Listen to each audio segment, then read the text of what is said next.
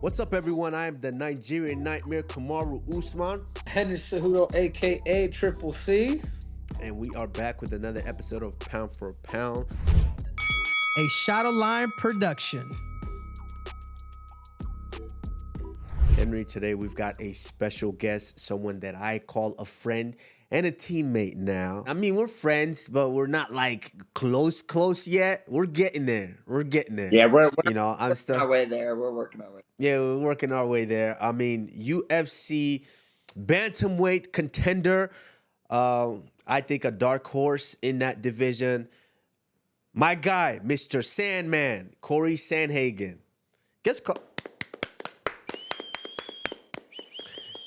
My guy, Cory, how are you? How are you doing, man? Yeah, I'm doing good. I just kind of spent the weekend packing and doing all that stuff because I leave tomorrow. So, yeah, just wrapping all that up and heading out tomorrow.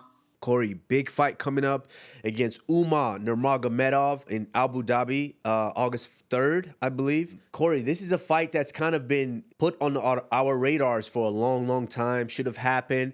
And then a couple of things, we'll let you elaborate on a couple of things that were happening behind the scenes because no one really knows except for you and Umar Nurmagomedov. There were a lot of talks, everyone saying Umar is one of the most feared guys in the division, and nobody wants that fight, which, I mean, let's be honest, we do kind of know a lot of guys were ducking that fight. A lot of guys didn't want to take that fight. But I know one guy that did. One guy said, yes, I'll take the fight. I'm not scared of anybody. And it is you, Mr. Sandhagen. So, Cory, I mean, let us know what's been happening because we haven't seen you fight for over a year now. And we've been feeling like this fight should have happened. But what's been going on? Yeah, I mean, it kind of sucks sitting on the sidelines for so long, but I spent the time going to a lot of UFC shows and then obviously like practicing what I could while the tricep was healing itself. And then about like 3-4 months, I was able to use it fully, but it was still like real weak and all of that. So I kind of had to deal with that. I don't recall if they asked me to fight in March against Umar. Maybe they did, but by that time the tricep still wasn't all the way good. So I couldn't fight, and I believe that that's when his last fight was. So I told them that I wanted to fight around like May, June time. That would have been real good for me with the tricep. But yeah, here we are doing it in August, and yeah, I'm happy about it, man. Like I know that kind of a narrative around it is that he's down in the rankings, blah blah blah, all of that stuff, but. I mean, you guys know when we all got into the UFC, there wasn't any rankings, so that really didn't matter too much. Umar's on like a 5-fight win streak, comes from a real good team, he's undefeated, he's real well rounded, so I'm real excited to fight him, and yeah, I don't really care too much about the rankings and what it means and blah blah blah. I just know that it's a number one contender fight, and that's what I asked for. Yeah, you hit the nail on the head. Because people do, on the surface, casuals, they go, oh, he's only ranked, 13th or 12th? I don't know what he's ranked. He's ranked lower down there. And Cory Sandhagen is ranked much higher. Why is this fight happening? Where they don't really realize is, we all know that Umar Nurmagomedov possesses the skills to be close to the top of that division. He wants to make a claim for himself that he is the best in the division.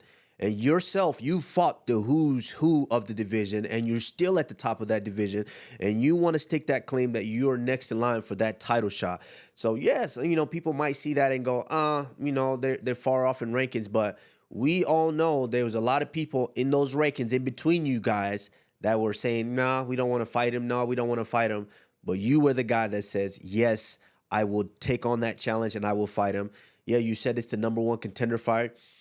What do you see in Umar Nurmagomedov's game that makes you feel that, hey, you know what? Yes, he is a tough, undefeated prospect, but this is somebody that I can take out. Yeah, I mean, he is real tough and he is a real good prospect, but his biggest attribute is that he's really well-rounded. Like, he can strike real good and he can grapple real good. And that TKD style of fighting is actually a really good weapon. It's a really good style to use against people like Wonder Boy, MVP. Both of those guys have really good, TKD style of fighting, and it works super well for them. So it's a style that definitely works.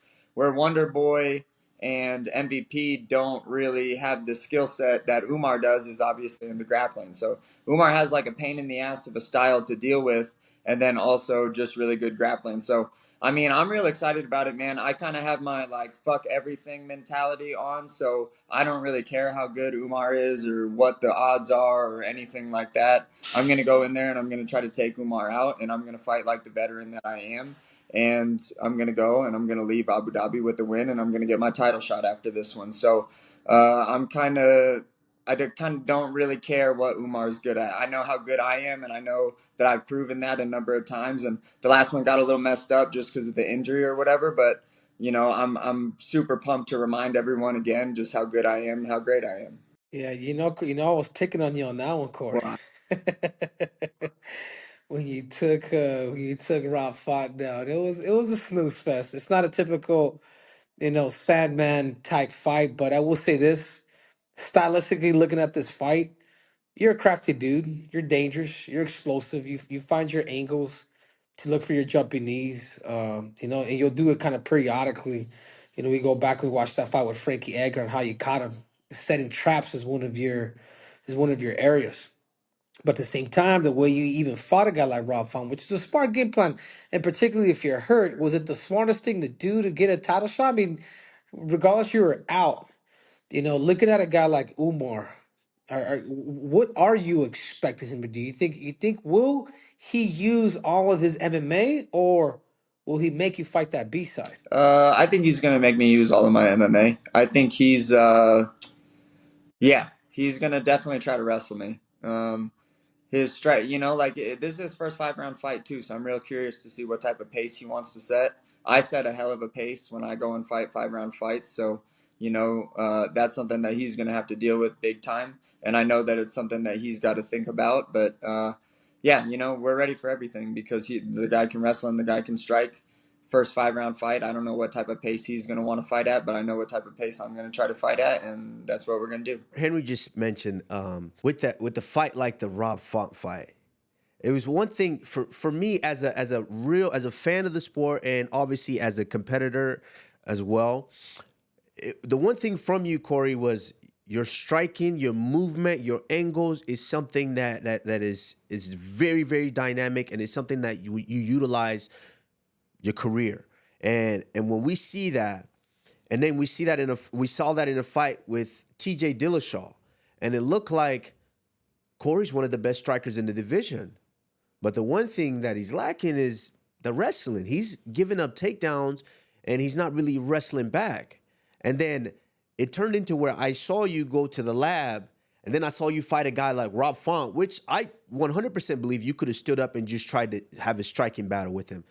But no, you came out and you showed something different and you wrestled, because it's not that you can't strike. It's not that you don't want to strike. You definitely do want to strike, but you showed something different. You showed that your wrestling improved to where you can take a guy down, you can hold him down for 5 rounds, and you can beat on the guy.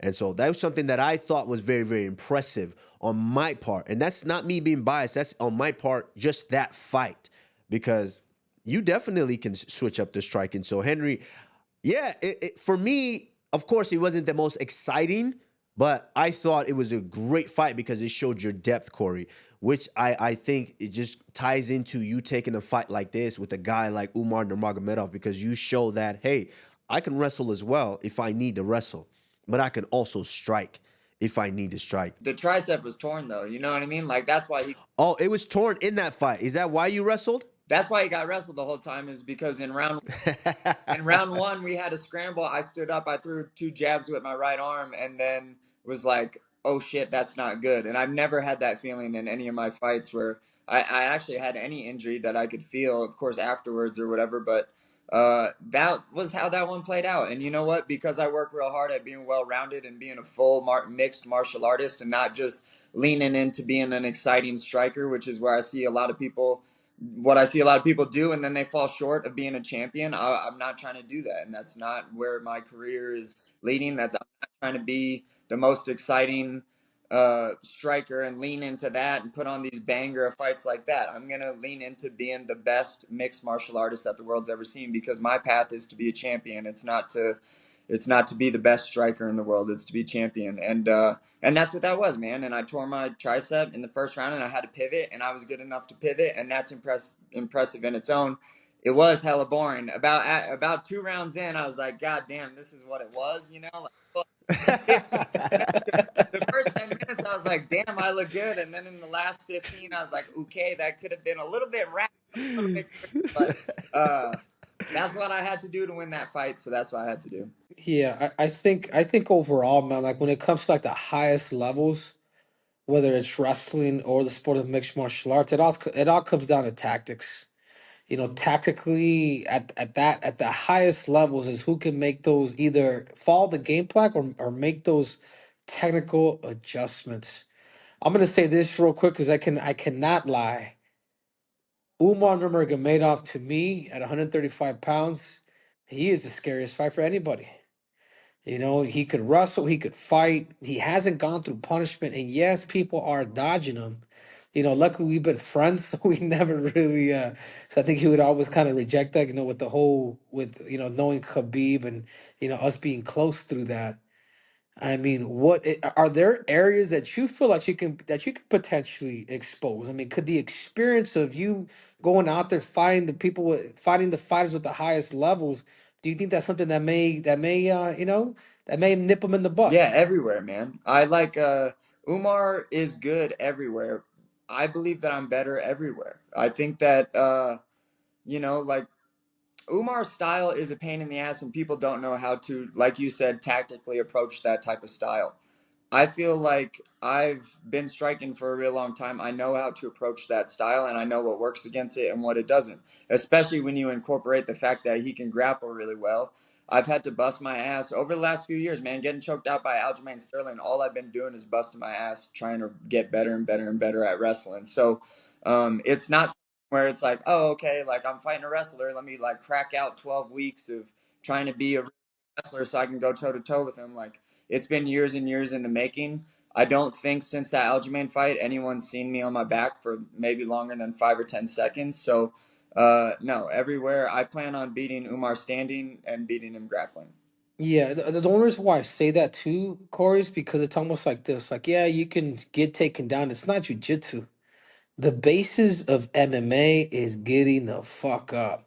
And that's one thing that I could go back and think of a guy like Jose Aldo, something that he did very, very well. Even though he was a black belt, he was always at least in the beginning of his career, he always had the ability to get up, tear your foundation out, bring the hands in, and then eventually he stopped kicking. But what I do take a page from a guy that's a high level, or not, maybe just a Brazilian Jiu-Jitsu black belt, as he was able to get to his feet. So I think a lot of times people tend to confuse getting good on bottom is just being a better submission specialist with sweat, with heat. People are able to slip out, or even on top. On top, I'm not looking for submission. I'm looking to hurt somebody. The submission will come. I do believe that if you do end up on bottom, like the biggest questions that I have in that fight with you and him is, could Corey get up? Did he ask you to ask me that? No, I'm just playing. Uh, yeah, No, this is triple C. This is triple C analyst. This is me being real with you, Corey. Because Corey, you fight a guy like you that's very creative, very crafty on his feet. I'm taking you down. You know what I'm saying? Like it's gonna be pretty obvious, and particularly with your range. I know, and I haven't, but I'm sure he would want to hear this yeah. one. I'm real hard to hold down. I'll say that. I'm really, really hard to hold down. I don't think you can name a fight where I've been down on my back for longer than 5 seconds, except for the Sterling fight. Yeah. What's up, guys? We're taking a quick break from Corey to give you a shout out to our partners. That's right, Underdog Fantasy Sports, the easiest place to place fantasy sports. Underdog's pick'em game is as simple as choosing higher or lower on a variety of fighter stats like takedowns, fight time, and significant strikes. Here are our picks for UFC 304 Edwards versus Muhammad in Manchester this Saturday night.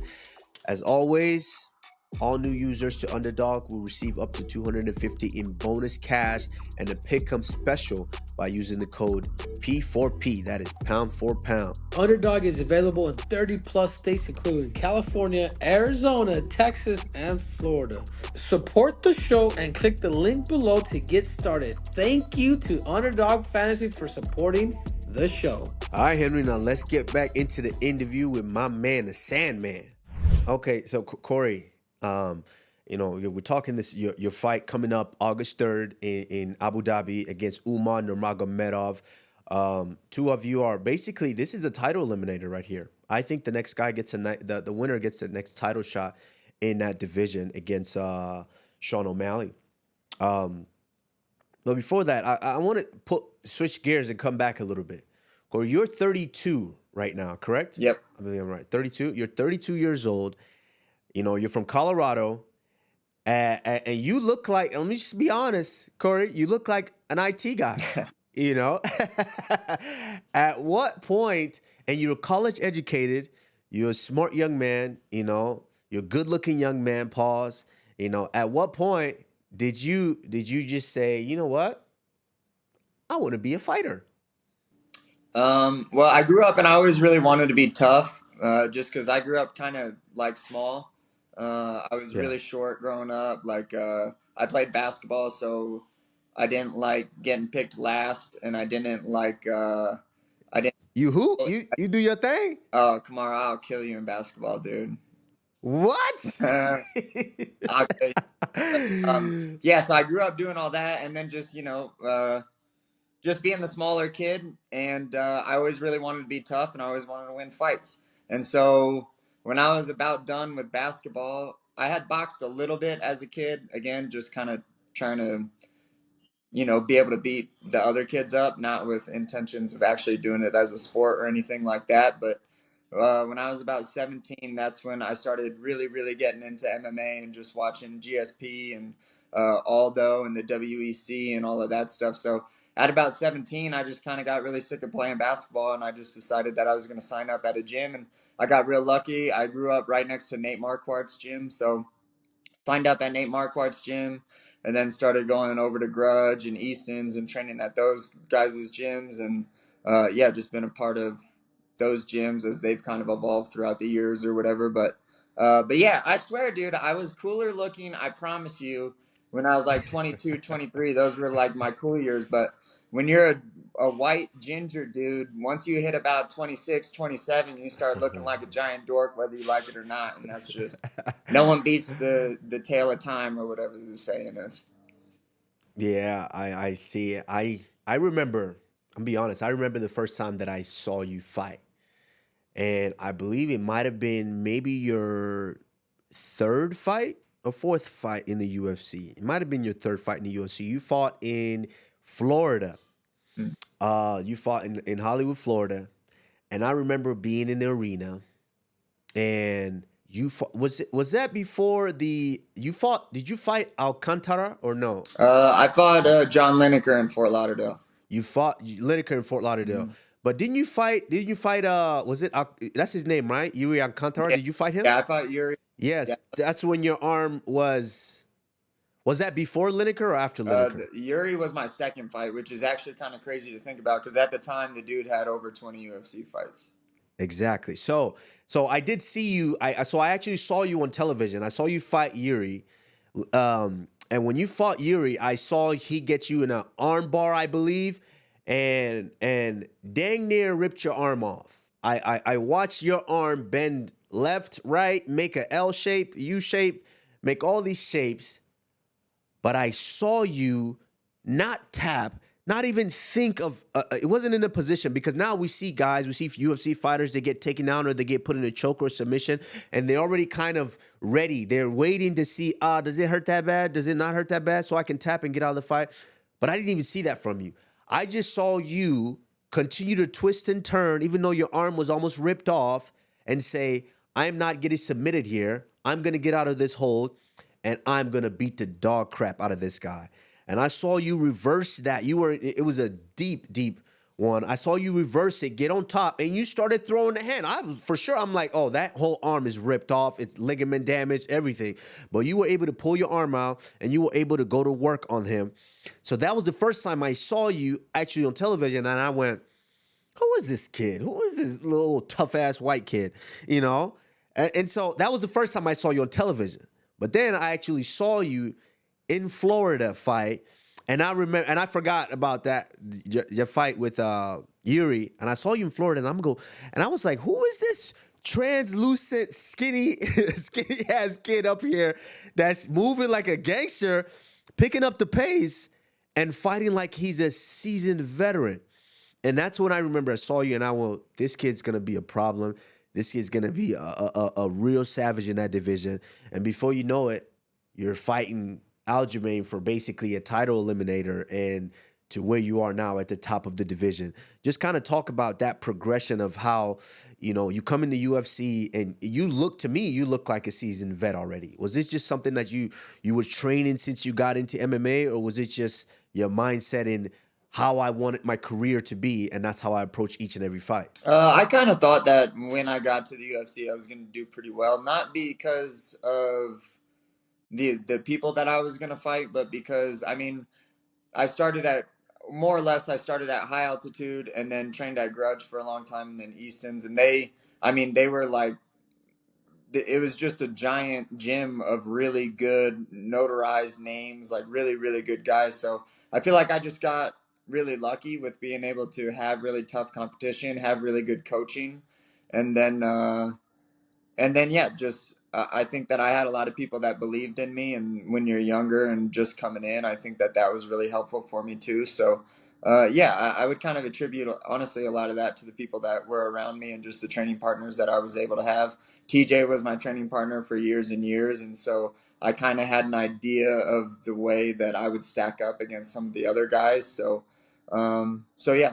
Yeah, I think for me, Corey, it's like how good are you when you fall?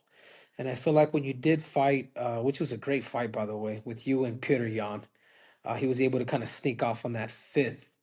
How much have you learned from that fight with being in there with a former champ like Petr, and how much has your concept even changed for mixed martial arts after that Oh, for loss? sure. Yeah. I mean, Jan was one that I learned a lot in. I wish that I would have had a lot more time to prepare for Jan, but Jan was the fight where the first time where I got rocked like actually good. Like, not just hit, but like hit, and like now my legs aren't listening to me anymore.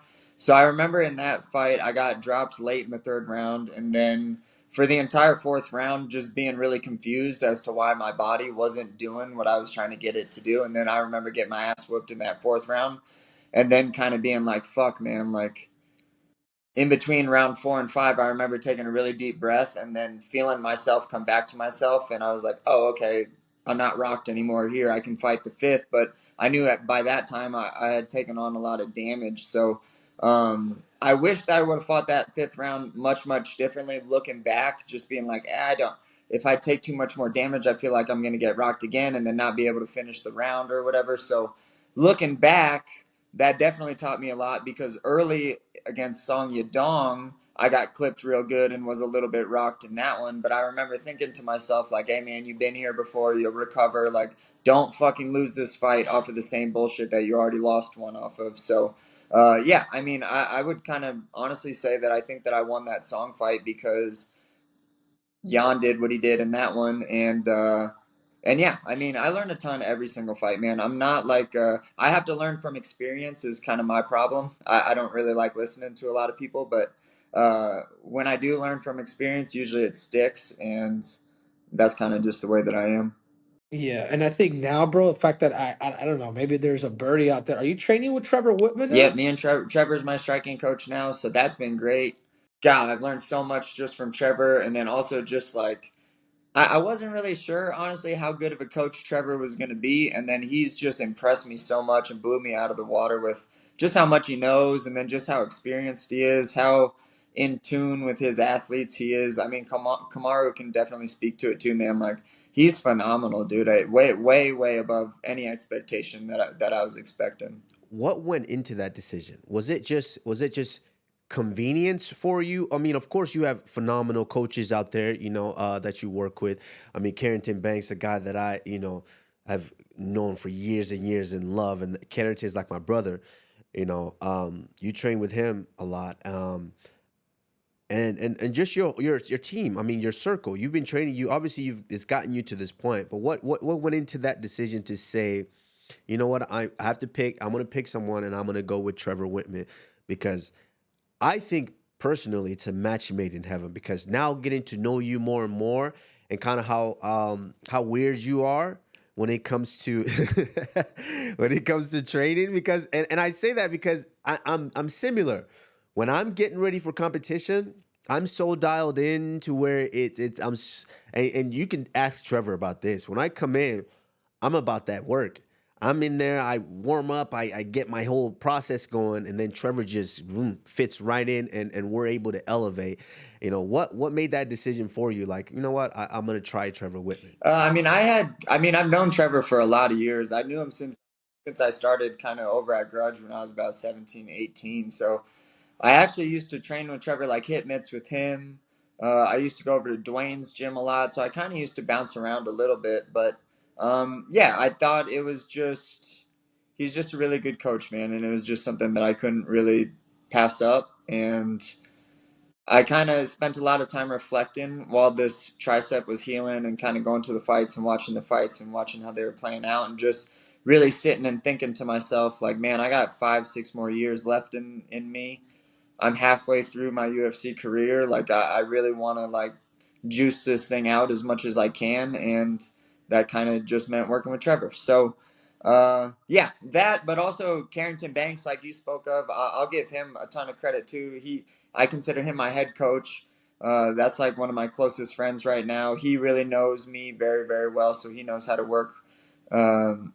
He just knows how to work with me. He knows how to work with people. Everybody loves him. We're kind of the opposite in that way, but yeah, Banks is great too. So yeah, man, I got real good coaches, and I have for a really long time. But Trevor and Banks, and then Ryan Hall, of course, now are just three of the best guys in the world, I think, and yeah, I feel good going into the back half of my career. Yeah, I think, man, I think that's good. I think the only way of evolution really is making change. Like if your coach isn't learning or making adjustments too, like it's always time to move on. So I think there's a big misconception of loyalty, of oh, I've been with them since blah blah blah. Not really, man. You have to search and seek and fight the best, and continue to keep being challenged through knowledge. So I do believe I've never been coached by Trevor, but hearing both of you guys speak about him, and obviously even somebody like Gaethje, I have him high up there. Maybe one of these days they can he can teach me a couple things. But looking at the landscape right now, Corey, obviously we do have that fight coming up with Merab Dvalishvili and a guy like Sean O'Malley. Like how do you break that fight down, and who wins? Yeah, that's going to be a tricky one, man. I think Merab doesn't do the best job of closing that gap, especially early in the rounds and then early in the fight. I think that that's really not good because Sean O'Malley is one of the best guys at keeping space. And then also, if you want to step into his space, he's real good at like making you pay for that. Um, he's like one of the best at that, and that's going to be a really, really huge challenge for Merab. I'm going to be rooting for O'Malley because I know that that's the fight that people want to see is me and O'Malley fight. So I'm going to be rooting for the dude. But I think just as it plays out, it's really, really hard to tell. I know that when you get a guy wrestling you like that, like the way that Merab can wrestle you, a fast twitch guy like O'Malley who likes to be light on his feet and like crack real hard, once you get a little bit tired, sometimes moving your feet and cracking real hard isn't too much of an option. Getting wrestled like that. So, like Merab has his handful. I think O'Malley has his handful. But I do think that because these things start standing in the beginning of each round, Merab closing that gap, it's not going to be something he can do in 30 seconds or 5 seconds. He's going to have to work his way there, even if he does get there. And I think that I probably would put my money on O'Malley because I'm a little biased and because I do think that he's going to win. I like that whole breakdown because I think that's exactly how and me and Henry have talked about this before. O'Malley is so great at controlling that distance, and we saw it in the Chito Vera fight. Once you step in there, it could be a knee, it could be this, it could be a strike, and kind of a Corey-esque. I mean, I think you hit the nail on the head. That's a fun fight that I think the world would love to watch. I'd like to see it, and not just for my selfish reasons. I think the fans would really, really enjoy that. But Corey, I know you got this fight coming up August 3rd in Abu Dhabi, which is rightfully so that this is the headliner because, you've got a guy like Umar who is kind of like the second coming of the Habib, Habib wave and Islam wave. So I think this is a big enough fight to where this should be headlining. I mean, you're the top of the division. You've been there for a long, quite some time now. So I think this is it's rightfully so. But I had to ask you this. I hate it as a fighter in your shoes. I hate when people kind of ask me this, but for the people listening and the people who want to hear it from you, who love watching you and seeing you, Cory, how do you see this fight going, and how potentially do you see this fight ending? I think I'm gonna finish him late in the fight. I think he's going to get tired and he's going to give me his neck, or he's going to get tired and he's going to just not be able to move his feet anymore, and I'm going to take him out. And that's my exciting answer. But I don't, my boring answer is boring, but that's my exciting answer. I think I'm going to take him out later in the fight. All right, Cory. Well, my man, we know you got to get going. We know you got a lot of things on your plate because, like we mentioned, you're about to take off to Abu Dhabi, but we appreciate you. We'll be watching the fight big time because this is a big, big fight with the big implications. For Henry, I don't know about you, Henry. Is there anything else that you want to ask Mr. Cory? No, I think that's it. I think Corey, I think this is his time if he wants to get closer to the title. I mean, he's a murderer's row, bro. 135-pound weight division. I don't think, as cool as all the other weight classes are, I just don't think pound for pound there's better talent in our division. And it's competitive. I think anybody in the top five at any given day can become champs, dude. So I'm not I'll be honest with you, Corey. If you beat a guy like Umar, I'd be like, damn, that's it. I mean, to me that's the guy that is that's just the guy, man. Stylistically, dude. You get through that, you get through him. I think you get through anybody. I'll make you proud, Henry. I'll make you proud, bro. And speaking about that, I'm gonna ask you one more real quick before you go. What do you think, or who do you think is the world's worst stylistic matchup for a guy like Sean O'Malley? For a guy like Sean,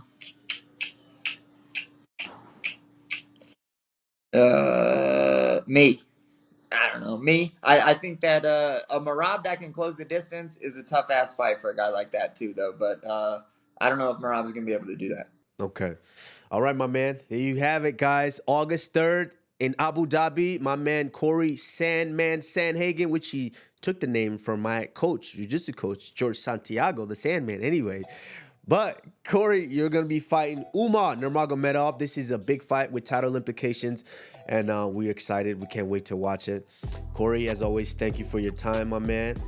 I'm going to be watching proudly at home and watch this go down. Cool. All right, my man. All right, peace, guys. Thanks for having me on.